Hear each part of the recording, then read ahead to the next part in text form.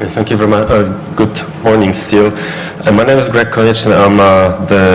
I've been working for Templeton for Dr. Mobius for over 16 years, and now I'm also the manager of Fondul Proprietatea that Lucian has already commented about. I have to say that Lucian made some good comments about the macro situation in Romania.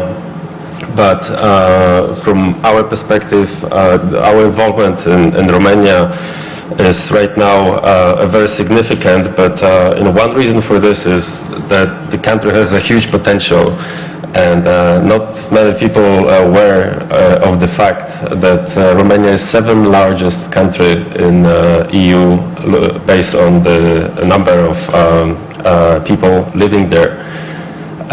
And also looking at GDP per capita, it's number 26 out of 27 countries. So it just offers a huge potential that hopefully will be uncovered. And right now, all the recent changes in the capital markets and the government show that this potential may be unlocked very quickly.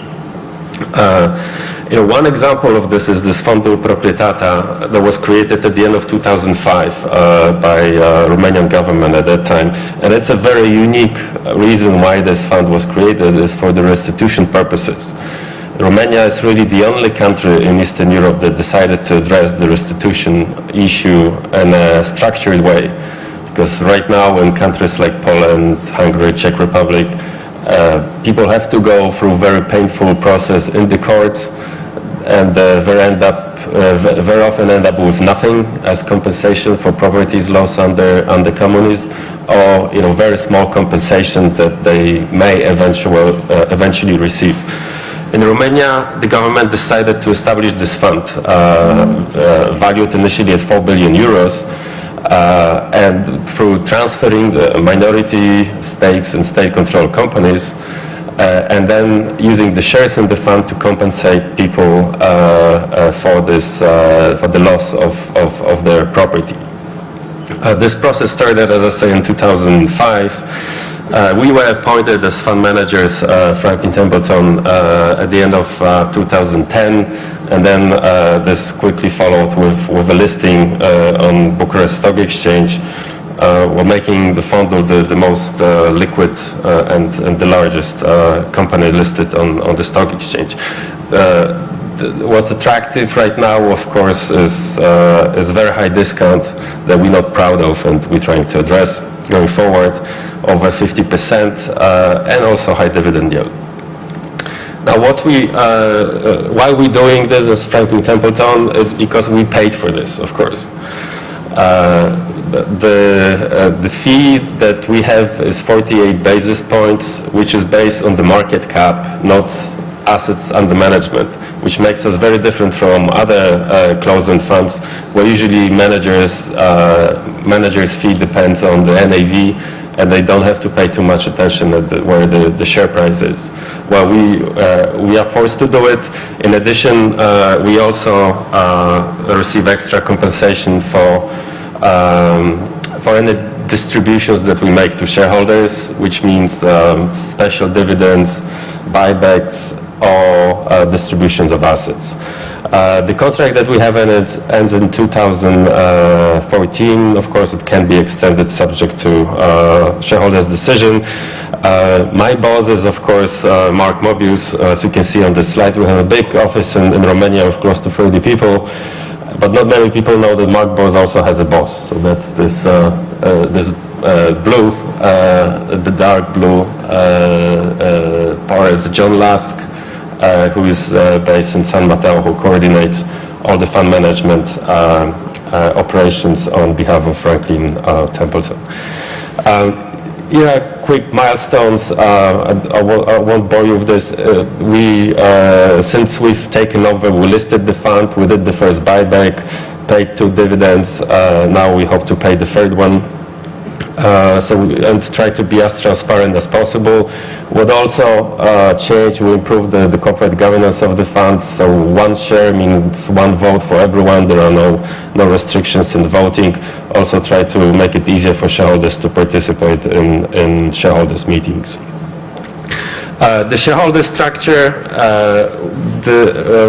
over time, as we show this evolution over quarterly periods, so over time the government this blue bar was distributing shares to Romanian individuals, which is the orange part of the bar.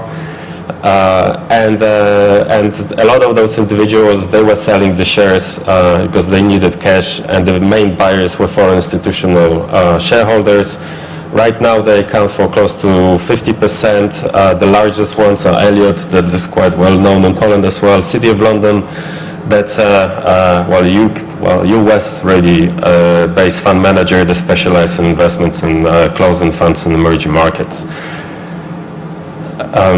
This is the evolution of NAV. We report it on a monthly basis. We also show here the returns from the beginning of the year until the end of April. It's more than 10% for our shareholders.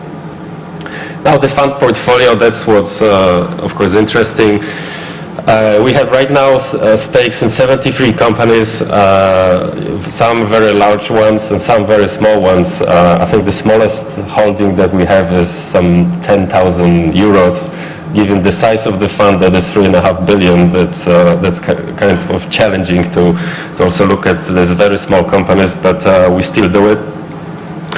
And then in terms of the sector breakdown, most of the fund is in energy sector. We've pretty much owned every single company in Romania, or stake in every single company involved in oil, gas, or power. Not many people realize that Romania was actually the first country in Europe where the oil was produced historically. So there's a lot of expertise in exploration of oil, gas, and other resources.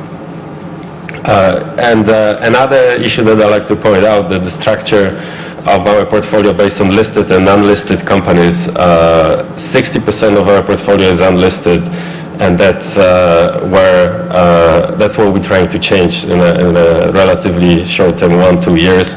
And that's why we very strongly support all the privatizations plans and listing plans of the government, and try to make sure that they will be executed to the benefit of all the shareholders in those companies. The top 10 largest holdings are a lot of companies that Mr. Vupulescu has already mentioned. Petrom is the one that's listed with very low free float, but very well managed company, and also an example how a company in Romania or this part of the world can change and can develop under the private management. We hope that this will be used more and more as an example or encouragement for companies in Romania and the government to at least list some of the largest state-controlled companies. This is followed by Hidroelectrica, Romgaz, then Turceni is a coal-fired power plant that is right now being merged with two others. We also have a part of this exposure to airports, to ports. We've got the post office, salt mines, really across the Romanian industry. Now, what we're doing as the managers to really increase the value of the shares and make sure that to make shareholders happy. First of all, as I mentioned, the changing portfolio structure. So listing of the companies on the stock exchange. We have these plans for Romgaz, Hidroelectrica already in 2012.